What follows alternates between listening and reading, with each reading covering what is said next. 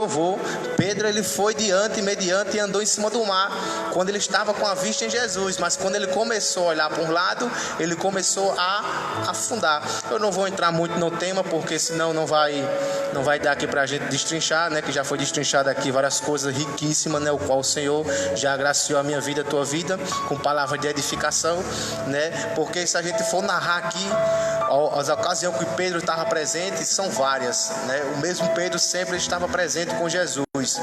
Quando ele também cortou, quando Jesus foi traído por Judas, quando, né, ele foi preso, que ele cortou a orelha de Malco, né? Quando Jesus consertou de novo, mais uma vez, né?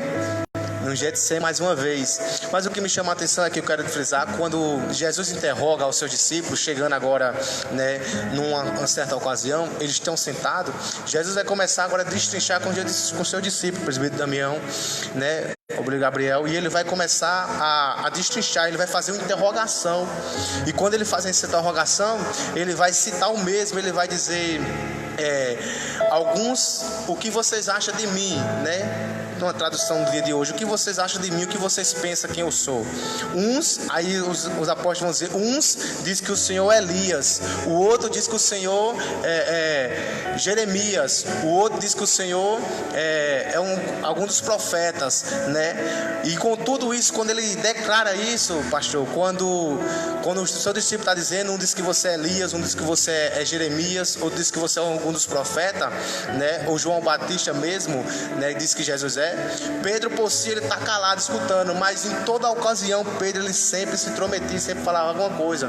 É tão intental que teve uma certa feita que quando Jesus disse que ia morrer, né, quando Jesus disse que ia, ou seja, ser entregue, Pedro ele disse que não ia deixar aquilo acontecer, e até então foi que Jesus disse bem assim, afasta de mim Satanás, né? E outrora, uma ocasião, Pedro falava pela boca de Satanás, eu posso dizer isso, né, numa ocasião que ele quer empatar o ministério de Jesus na terra, que Jesus veio para morrer na cruz, né? E quando ele fala isso, Pedro até cita isso, não vai acontecer isso, não vai acontecer. Hora cheio da presença de Deus, hora cheio do inimigo na vida. Entendeu isso?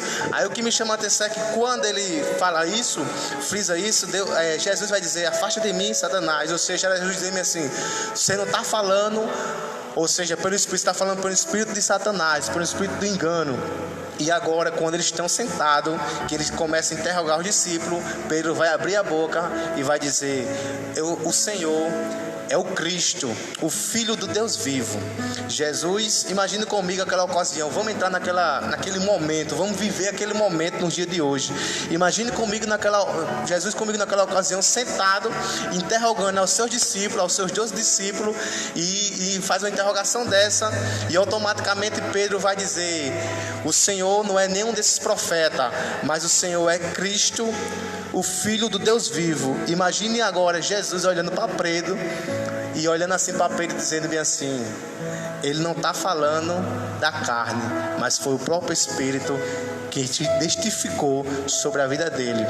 E detalhe, naquele tempo o Espírito Santo ele não habitava ainda na terra, né? Que ele passou a habitar na terra quando Jesus assim morreu e subiu, que ele diz, né? Eu vou, mas eu vou deixar um vosso consolador, não é isso? E o que me chama a atenção é que Pedro já está inspirado pelo Espírito Santo, e quando ele fala isso, ele afirma, né? Tu és o Cristo, o Filho do Deus vivo. Aí quando Jesus vai olhar para ele, eu imagino comigo que Jesus parou assim, disse, eu posso confiar no ministério de Pedro aqui na terra. Outrora ele me negou, ou ele vai me negar, que Jesus sabia o antes e o depois, né? Que ele é onipotente, onisciente. Falar a verdade, ele está declarando que Pedro está agregando-se à sua vida a direção correta ministerialmente, né?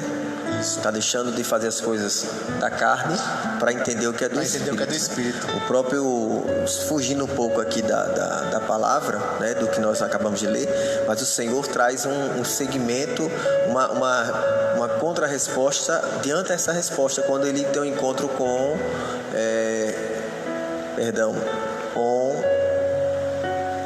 eu vou lembrar aqui o nome dele, mas é naquela oportunidade que ele diz assim: o que é nascido da carne é carne, Nicodemos, né? O que é nascido da carne é carne, mas o que é nascido do Espírito é Espírito. Ou seja, quem está na carne não consegue descrever as coisas do Espírito. Mas a partir do momento que você entra a fundo nas coisas espirituais, você passa a entender e compreender, e tudo isso reflete na sua vida a um ponto de que a sua carne, a sua materialidade receba o impacto e a sua estrutura não resista mais não mais a pecar. Você vai receber uma nova estrutura, onde a sua carne vai resistir ao pecado e vai ser sensível à espiritualidade. Isso bem frisado, né, pastor? E é bem frisado quando ele fala para Nicodemo, né? Porque nascido da carne é carne, mas Pedro aqui agora ele está numa dimensão espiritual, né? Eles estão todos sentados, reunidos, né? Muitos falam que o Jesus perguntou e interrogou, mas Pedro ele fala e ele é bem rápido em suas palavras, né? E ele também ele é uma pessoa que, como é que se diz? Ele é uma pessoa não entra, é uma pessoa que ele é ousado, né? Toda ocasião que ele está com Jesus, ele é uma pessoa que ele é ousado.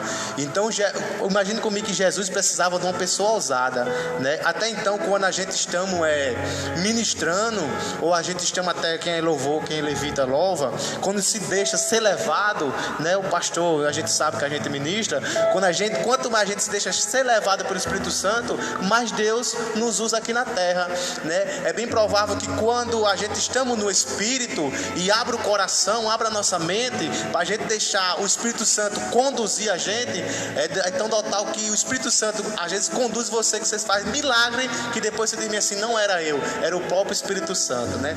E agora Jesus vira para Pedro e vai dizer: então não falasse da carne nem do sangue, né? E vai dizer: se tu és Pedro, né? Se tu és pedra, edifica a minha igreja sobre a rocha. Já foi frisado aqui sobre rocha, já foi frisado aqui, né?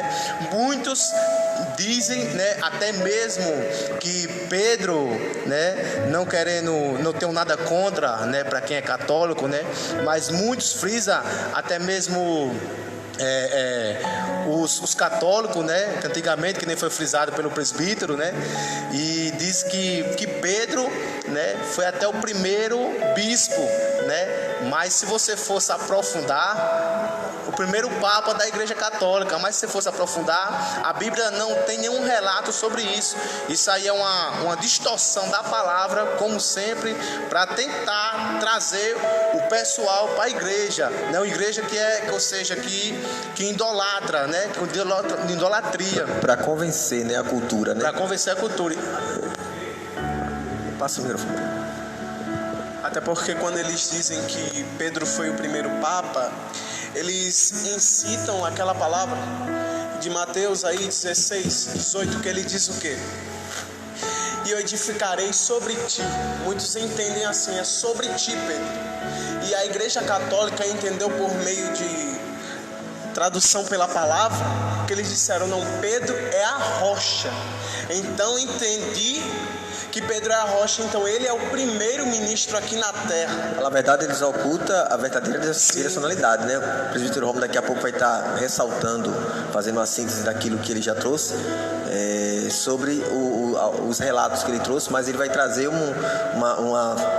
fraseamento chave, né, de fechamento, para que seja tirada qualquer dúvida, melhor dizer, dos amados que estão nos assistindo. Mas pode continuar. Quando eles dizem que Jesus vai falando a Pedro e ele chega a este momento, aí é um momento crucial para alguns, como diz Paulo, ele diz: a mensagem da cruz às vezes é loucura para alguns. Isso é interessante se você for analisar a palavra. Se você não estiver captando bem, você vai entender: não, Pedro é a rocha. Então, muitos, se estiverem com a mente fraca, não, como muitos aqui disseram já, não é citando, denegrindo a imagem da Igreja Católica, não. A Igreja de Roma, estamos respeitando como uns irmãos, né? Amai teu irmão. E é interessante, só dizendo que, só para fechar aqui, para dar a palavra ao presbítero Adeildo, é interessante porque eles dizem: e Pedro é a rocha. E Pedro é a rocha, e eu vou firmar o primeiro Papa, porque se passa a história e Pedro vai dizendo, Jesus vai dizendo: Pedro, tu me amas? E ele diz: gosto. Pedro, tu me amas? No grego original ele diz gosto. E pela terceira vez ele diz: Pedro, se tu me amas, cuida das minhas ovelhas. E ele diz assim. Então eles entendem não só por esta palavra, mas também por esta palavra que Jesus vai falando com Pedro no jantar. Ele diz: então, se Pedro é a rocha e Deus está mandando ele cuidar das ovelhas, quando começou o ministério de Pedro depois do Pentecostes, ele diz: é o primeiro Papa, porque foi quem fundou a igreja. Então Pedro foi o primeiro Papa para dar o primeiro passo da igreja. Só que eles não entenderam que quando Jesus vem para a terra, ele já vinha com um propósito. Se você for entender a palavra, quando Deus vai criar o mundo, já está no coração dele premeditado criar o mundo. Então não é diferente na vida de Jesus, ele já sabia. E é que Jesus já é o propósito da fundação da igreja. Sim, né? porque dizem em Efésios que Jesus é a rocha, ele é a pedra angular. Quando disse sobre o templo de Salomão, disse que tinha 4 pedras e cada pedra se encaixava direitamente. Alguns dizem, a Bíblia do expositor mesmo, o seu estudioso diz assim, um relato, ele diz: e entendemos que essa pedra que não se encaixava agora no Velho Testamento vai se encaixar